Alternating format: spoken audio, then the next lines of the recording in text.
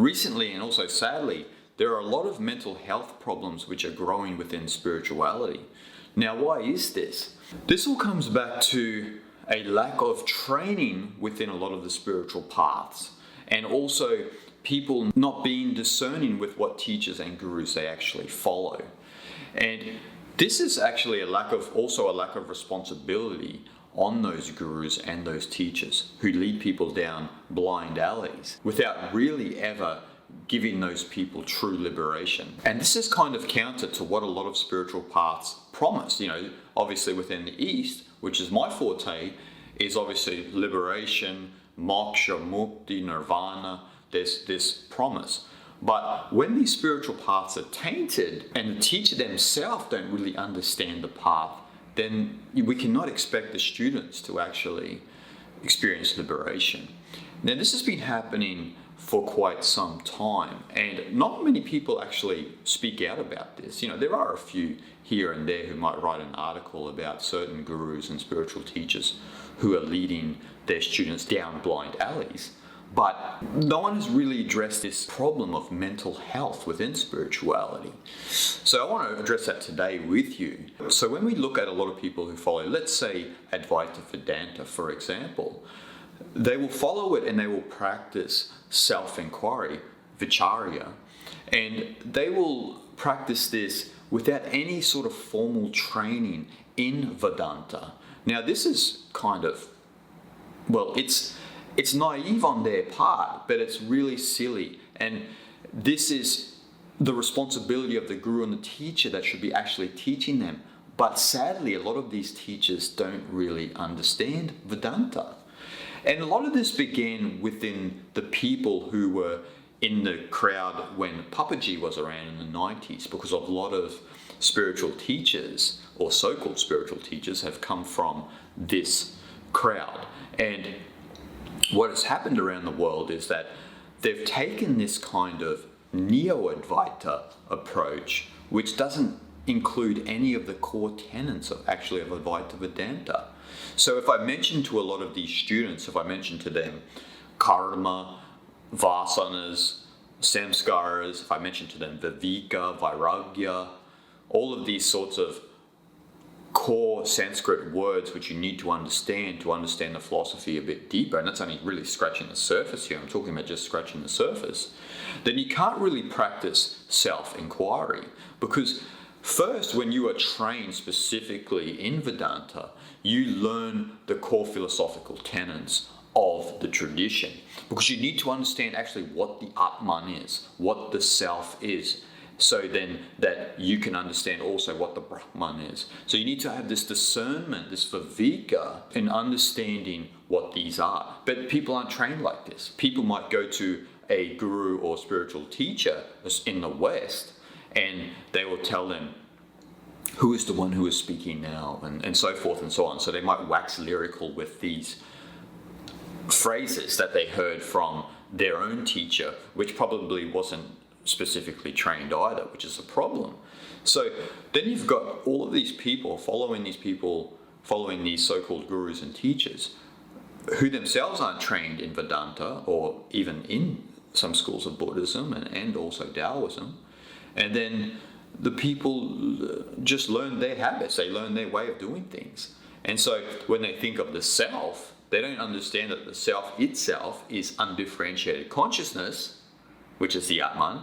It's not some sort of heightened state of consciousness in some sense. That would be more related to ego enhancement or the enhancement of oneself. And so people don't understand then that when they're dealing with, so for example, when they're dealing with a practice like self-inquiry, they find it hard to deal with their personality in practicing with that because they're not specifically trained.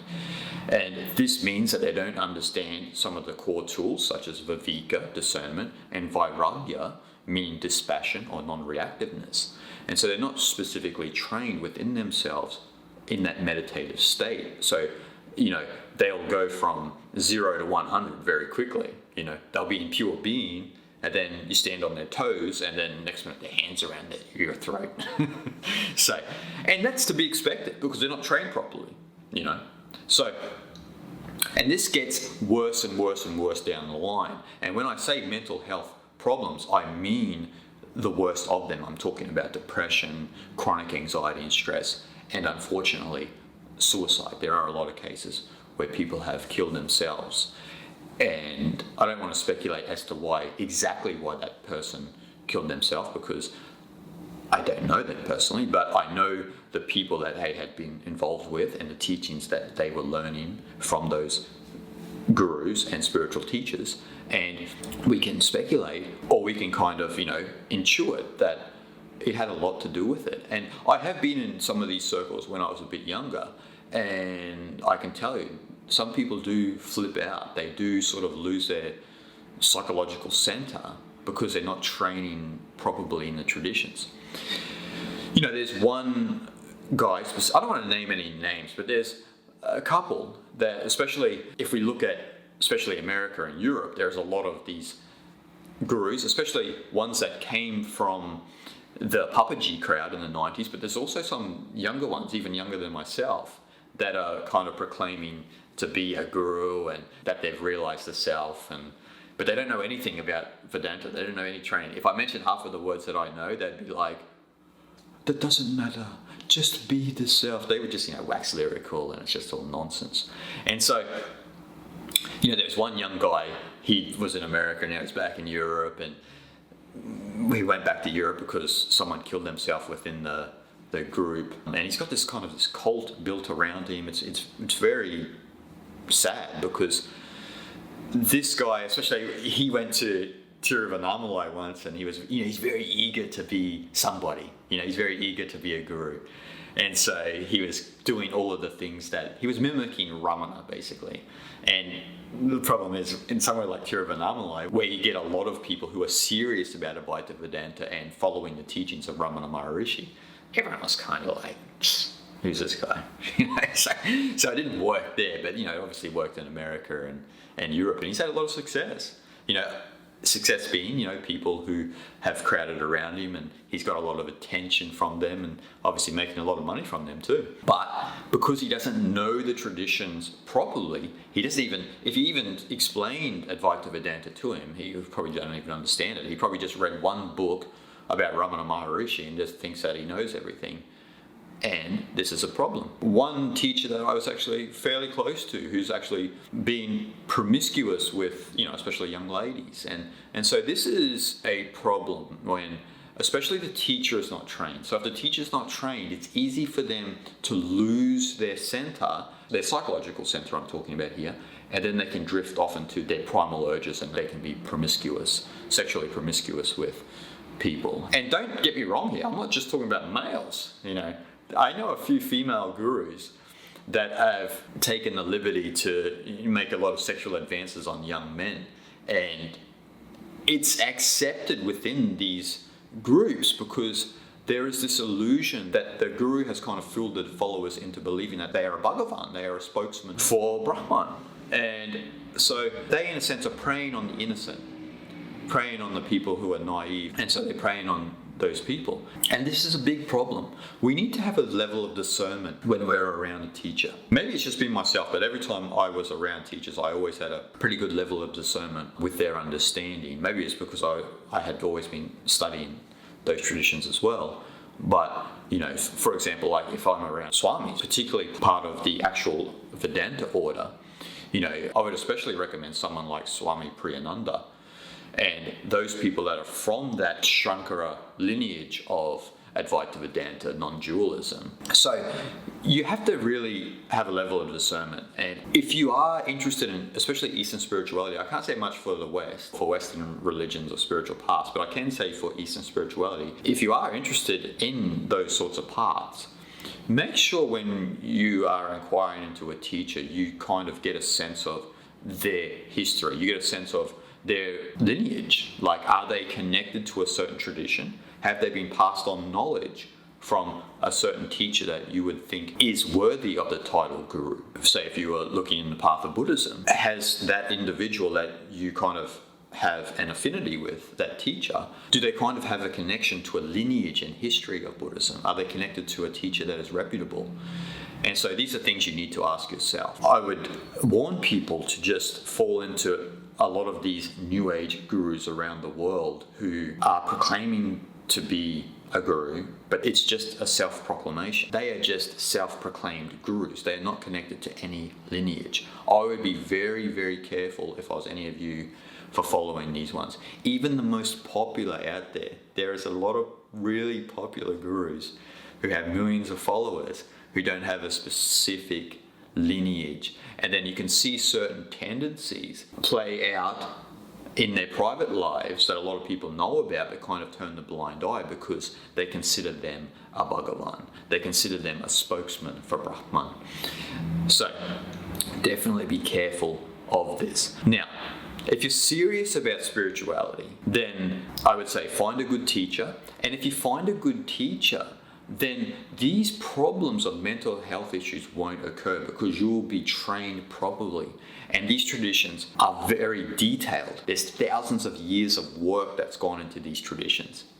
And I'm not exaggerating here, thousands of years. If we look at Vedanta and Samkhya and Yoga, or if we look at Taoism or Buddhism, these go back thousands of years. And, according to Indians, if we're talking about Hindu paths, they're going back 5,000, 6,000, it gets kind of crazy. But there's thousands of years of work that's gone into these traditions to avoid these pitfalls of mental health problems and psychological cracks where people might end up with schizophrenia or so forth and so on. I have heard of a few cases in Europe from a so-called guru who tells people to follow self-inquiry in an incorrect manner because they don't have the tools or the mental framework to understand that properly. And some people, unfortunately, become schizophrenic. And this means that they have not learned the actual tradition. They've just learned from someone who's half-baked it and just regurgitated it because they might have read a book from Ramana Maharshi, or they might have sat with a guru for one day and the guru said that they are not this person and they think they're enlightened after that. We all know that that's not true because we are all human and we understand the mechanisms of the mind. And so to avoid all that, find a good teacher and also read books with a level of discernment. If you're going to read books by some of the great gurus and great teachers, if you're going to read books by the Buddha or Shankara or Patanjali, or you're going to read more recent gurus like Ramana Maharshi, or even if you're going to follow gurus in the modern world, make sure you have a level of discernment because you don't want to be led down the garden path and the next minute you come out of following a guru or a teaching for a certain amount of time and you're a little whoop-de-woo, you know what I mean? You don't want to do that. You want to understand the teachings properly and then being able to liberate yourself and to hopefully become a teacher yourself. You don't have to be a self-proclaimed guru. You can just be a teacher who's honest and humble. Or you could fall into a lineage, you know what I mean? You could become part of the Vedanta society and you could follow Swami Sarvapriyananda. You could follow people like this. And so you could end up part of a lineage, which would be great. You could study Shankara's teachings and then you could become a great teacher. But this is not going to happen if you follow New Age gurus who don't have any specific training themselves. They're just going to tell you a certain amount of what they know so that you just hang around the group and then that keeps them making money. Sorry to be brutally honest, but that's the truth. We all know that that's the truth. And we've seen many gurus do that throughout time. And they are not actually gurus. They're not even spiritual teachers. They're nothing. They're charlatans. We can be honest about it. So to avoid all this, and if you do know anyone who has had mental health problems through spirituality, then maybe tell them to watch this video and tell them to also get involved in the real teachings. Understand the actual intellectual framework before you put your mind at work. This is very important. We're interesting creatures, We're not like animals. We have this ability to merge theory and practice. And this is what is important. If we don't have the theory, then our practice is bunk. But if we're all theory and no practice, we just become a head case. So remember, theory and practice is very important.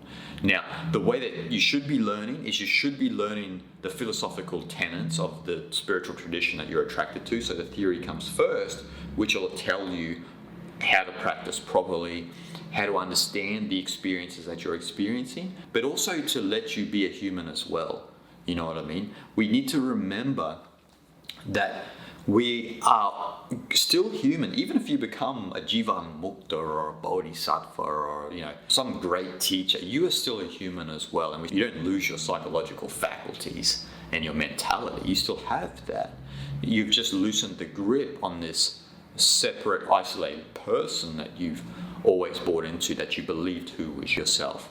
So remember, when a guru is telling you, who is not specifically trained, who is the I, and waxing lyrical like this, and then you follow them, you're playing this game within your mind without the philosophical framework of understanding. You don't understand the words of Jiva, you don't know what Jiva means, you don't know what Atman means, you don't know what Viveka, Vairagya, Karma, Vasanas, Samskaras, Nirvana, Moksha, Mukti, all of this. You don't understand any of these core tenets of the traditions. And so when you're practicing this mind game, it just becomes an intellectual game that just ends up in a psychological cul-de-sac where you begin to feel depression, anxiety, stress. Sometimes someone might experience schizophrenia, unfortunately, and in the worst case scenario, as we've seen, people have committed suicide. So I want people to avoid this. We need to avoid this. And so I hope you really listened to what I've said today, because I can only speak from what I know about this and what I've experienced in the last 10 to 15 years of people having these experiences, and a lot of people wondering why some people have these experiences, especially who are outside of the loop, so to speak, outside of the people who are within these groups around certain gurus. And so this is what I always tell people, man, if you're going to follow the Eastern paths, go to India, go to China, go to these places where they came from, go to Southeast Asia, go to these places and experience the cognition of that place, experience the culture of that specific place. Don't just read a book and listen to a guru and think that you've understood it. You actually have to go there and experience it to understand the mind that it came from. This is what's important. And when you do that, that culture will actually affect you, and the teachings will sink a little bit deeper within yourself. And then that other work of reading more of the scriptures and also finding an authentic teacher will begin to nourish you a lot more, and you'll begin to marinate within those teachings a lot better if you understand those traditions, because you've been intimate with those traditions as well. You need to really put the work in. You can't just read a book or sit in one satsang and think that you know it and that you're liberated. This is not true. And if you see people carrying on like this, then keep a level of discernment and just kindly and politely move on, because it's not authentic. And I've seen a lot of that, especially if you go to Tiruvannamalai, you'll see a lot of that. I've spent years in Tiruvannamalai. It's one of my favorite places in the world because of Ramana Maharshi and the Advaita Vedanta tradition. But when you're there, my wife and I will go to the restaurants, and then there's a smorgasbord on the notice board of new people holding satsangs, just random people. Random people holding satsangs. And then you go there, and all they do is they sit there and they just stare at you. As if they're the self, as if they're the pure awareness. And it's just a show. If you were the pure awareness, if you were the self, if you were residing in self, why would you need to have satsang? The way it used to work in the old days is satsang would naturally gravitate around you, as what happened with Ramana Maharshi, as what happened with Shankara, as what happened with Gautama the Buddha. No one sent out a memo, I'm having satsang. Everyone better turn up, because I'm just going to stare at you. This is not how it works. And so I kindly and politely just stand up and walk out of the satsang when I see someone who is carrying on like that and trying to pretend they are the self. It's just a show. So keep that level of discernment. When you see something as radical as those sorts of experiences that I just explained, then just kindly and politely move on. And remember that the Eastern traditions especially are not there for you to become somebody. They're there to liberate you from your personality that you've got a firm grip on and that you suffer from. So keep that in mind, and don't make this an internal game where you are playing this game. Is that my ego, or is that the self talking? Don't get into this. Don't get into this game. Understand the traditions first. Understand the traditions first. Study first and practice second. And then continue to study and practice in unison. And it's just a beautiful dance. It's the dance of Shiva. You're just in the groove of life. You're just moving with life. As life. You haven't kind of divorced yourself from life because a guru told you to do so. So I hope you understand and take a lot away from this today, because it is a pressing concern and a lot of people are concerned about it but aren't speaking up, especially a lot of teachers that I know, authentic teachers. They're probably a little bit more, not as forthcoming as myself, but I felt that I need to address this because a lot of people ask me about this and it has to be addressed. So I hope you guys enjoyed. Again, make sure you like, subscribed, turn on the bell notifications, all of those things. Make sure you visit my Patreon page if you want to contribute to this channel, if you think that the content is worthy of a contribution. That will go towards, future production and also many more content that I'm working on. And so, make sure, keep a level of discernment. Make sure that you're not just following a guru or teacher because everyone else is. Keep that level of discernment. Make sure you understand what's their lineage, what tradition are they tied to. Oh, they're neo-Advaita, they're not traditional Advaita. Best to stay away. So I hope you all enjoyed, and enjoy your practice, enjoy your study. Don't be concerned about if you are an ego or if you are the self or, any of this stuff. Don't make it an intellectual game. Shanti, shanti, shanti.